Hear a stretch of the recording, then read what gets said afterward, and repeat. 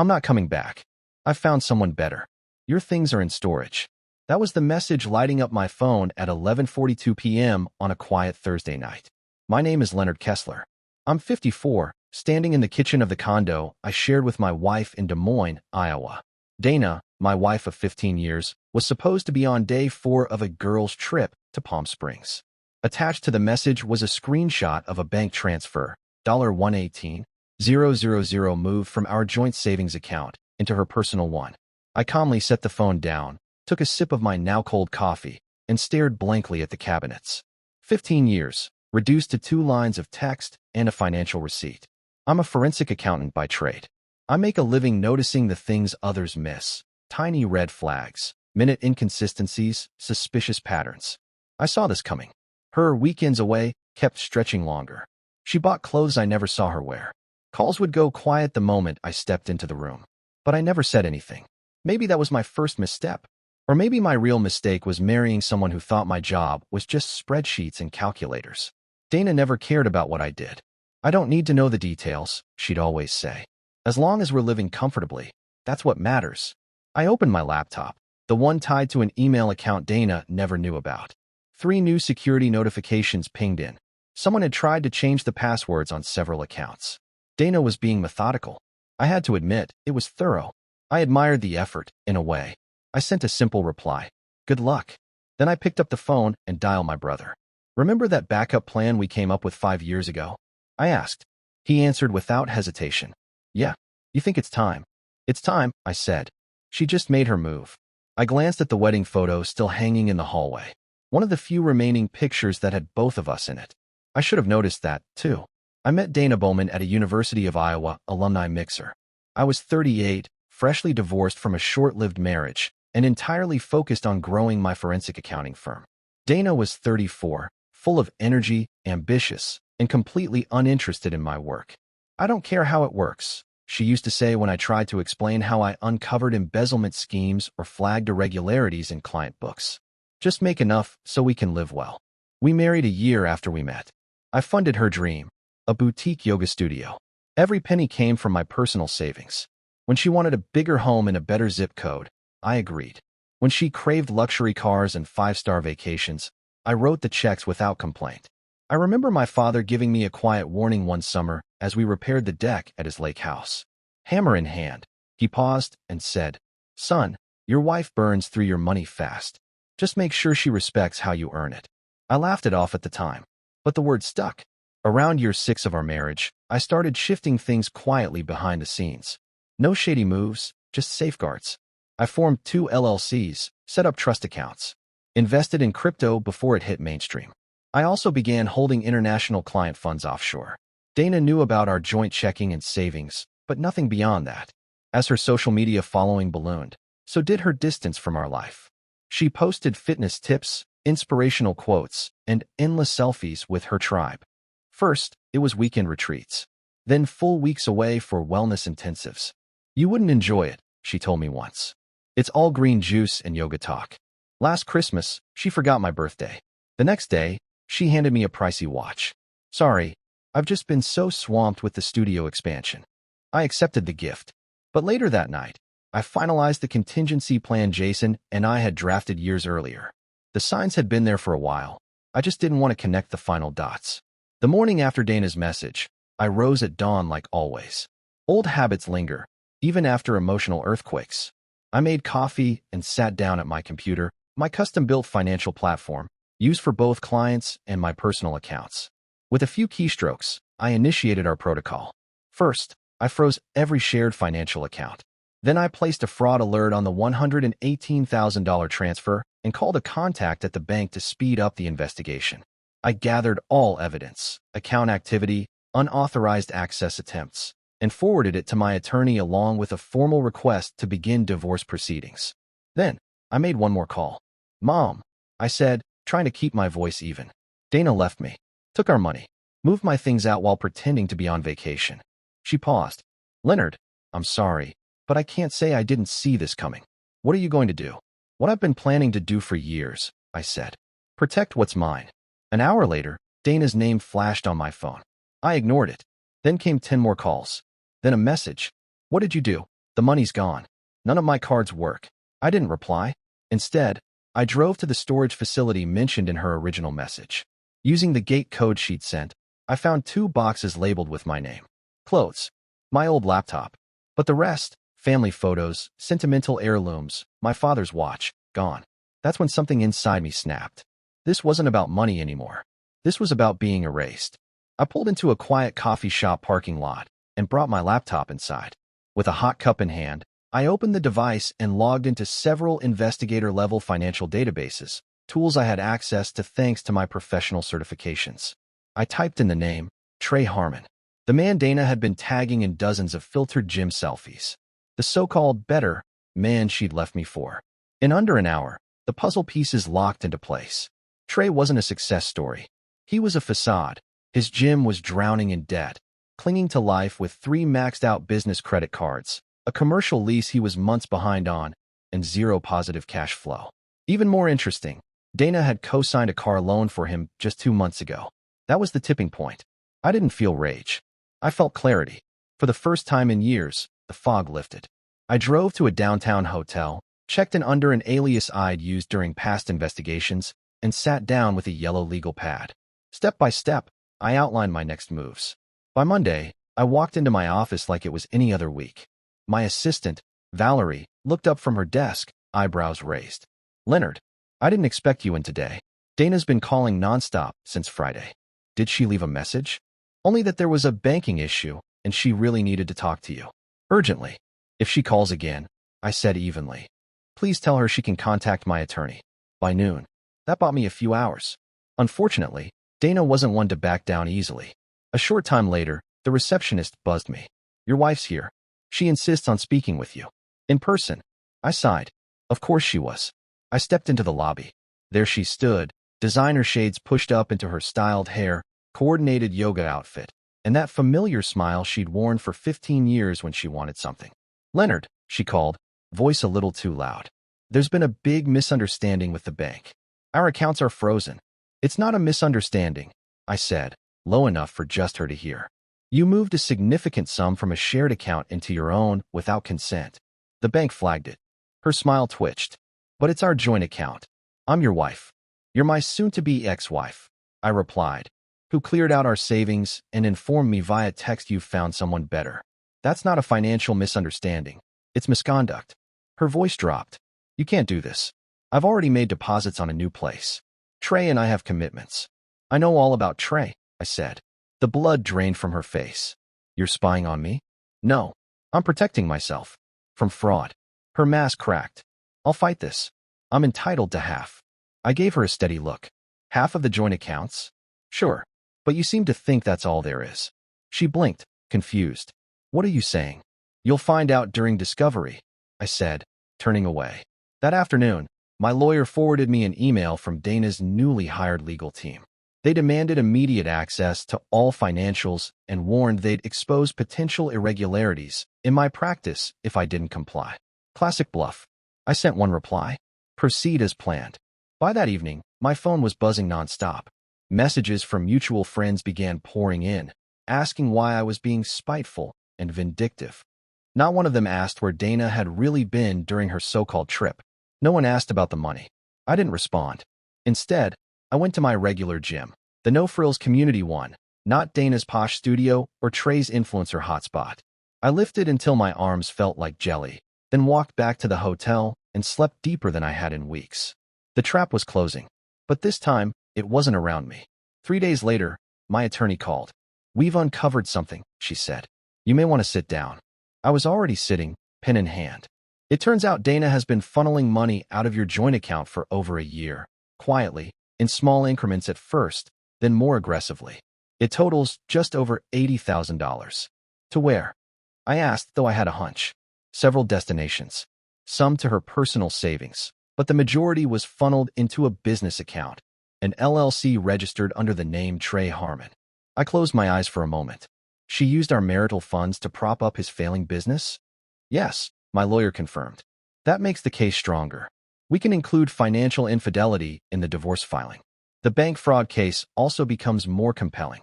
"Thanks," I said quietly and hung up. Even though I had expected it, the confirmation stung. She hadn't just left me. She had been planning her escape for over a year, building a future with someone else, using my money as the foundation. That evening, I received a text from a number I didn't recognize. You need to stop. Dana deserves someone who actually values her. Don't make this uglier than it has to be. It was Trey. Subtlety was clearly not his strength.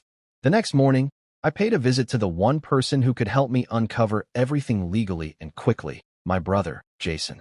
He works in cybersecurity and has assisted me on complex cases before. But this time, it was personal. I need everything we can dig up on Harmon Fitness LLC, I told him. Loans, credit lines, leases, you name it. Jason raised an eyebrow. This is for litigation, right? Nothing shady. I nodded. All above board. We're just connecting the dots faster than the court system. 3 hours later, we had more than enough. Trey's flashy gym persona was a complete illusion. His equipment was leased under high-interest agreements. Promotional events had been funded through Dana's transfers. But the most damning discovery was buried in a loan application from 4 months ago. Look at this, Jason said, pointing to the document on his screen. He took out a $175,000 small business loan using the gym's equipment as collateral. Standard, I said. So what? Jason zoomed in. Look at the co-signer. It was Dana, and the loan listed married as her status, with joint responsibility shared between both spouses. She used our legal status to secure a better loan rate, Jason said, which puts your personal assets on the line. 3 additional credit cards, a car lease, a new lease for commercial space, all co-signed by Dana, all leveraging the credibility of our marriage.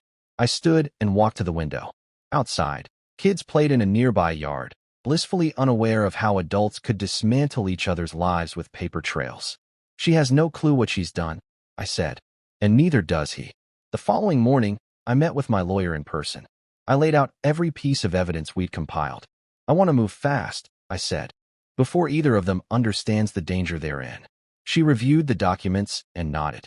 We'll file for emergency asset protection today. The loan fraud alone is enough to justify a freeze on all joint holdings until the divorce is settled. That afternoon, I drove to Harmon Fitness. It was exactly what I'd expected: shiny mirrors, motivational quotes, perfectly choreographed appearances. Trey's grinning face was on the front banner, advertising a fitness challenge. Inside, the space was filled with 20-somethings in premium gym gear taking mirror selfies. Trey spotted me immediately. He was taller than I'd imagined, with the kind of body that suggested performance-enhancing shortcuts and a face sculpted more by cosmetic dentistry than genetics.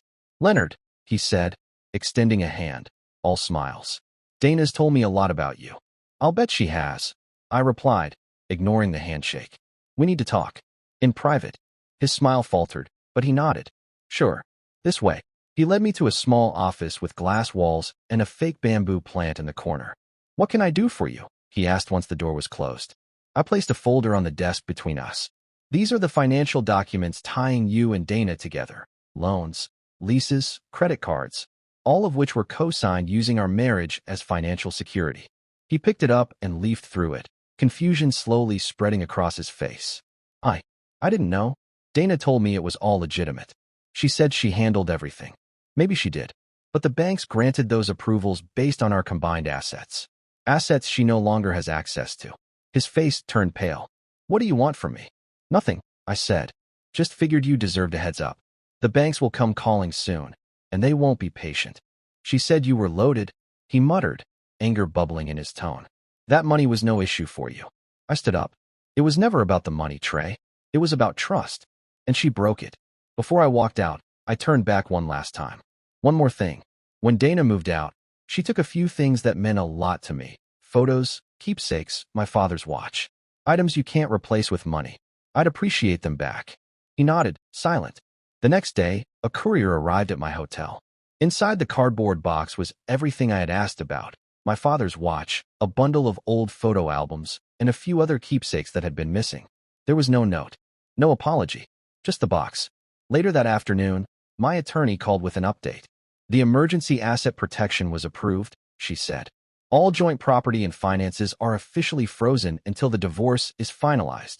I opened my laptop and checked the system I use to monitor my personal finances. 17 times in the past 24 hours, Dana had tried accessing the frozen account. She'd also attempted to open a new line of credit using our marital home as collateral. Denied. That evening, my phone lit up again. It was her. I let it ring. Then again. And again. Finally, I answered. "What have you done?" she hissed, skipping any greeting. Her voice was trembling. "The bank called in Trey's loans, every one of them. They're coming tomorrow to seize equipment. You've ruined everything." "That's unfortunate," I said calmly, sipping my tea. "This is cruel, Leonard. You're doing this just to hurt me." "No," I said, without a hint of emotion. "I'm protecting myself from fraud. You used our marriage to back his failing business. Without my consent. That's not just unethical. It's illegal." There was a pause. Then her voice softened, almost tender. "Let's talk. Please. Come home. We can fix this." Even after everything, she still thought she could flip a switch and manipulate the outcome. "There's nothing to fix," I told her. "The divorce is moving forward. The fraud investigation will run its course. And Trey is about to learn a very expensive lesson in business partnerships." I ended the call and blocked her number. That night, I slept through without waking up once. 3 weeks later, I found myself sitting in a conference room across from Dana and her attorney. It was court-ordered mediation, a last attempt to resolve the case before trial. She looked different, tired, drawn. The expensive outfit and full makeup couldn't mask the stress etched into her face. Her lawyer opened the conversation. "My client is willing to be flexible regarding the division of assets, despite what she views as aggressive behavior on Mr. Kessler's part." My attorney smiled slightly and slid a document across the table. "There's been a development," she said. Dana's attorney skimmed the document. As he read, his face drained of color. "The bank has concluded its investigation into the loan applications," my attorney continued. "They've confirmed Dana forged Leonard's signature on multiple financial documents. She used their marital status to secure loans without his knowledge." Dana's mouth dropped open. "This is serious," the opposing attorney whispered. "We'll need time to." "You should know," my attorney cut in. "The bank has already forwarded the matter to the district attorney. This mediation is being offered as a courtesy before criminal charges are filed." Dana turned to me, wide-eyed. "You can't let them press charges, Leonard. Please." "I didn't file the charges," I said, meeting her gaze. "The bank did. That's what happens when you commit loan fraud." Her attorney leaned in and murmured something. Dana shook her head in disbelief.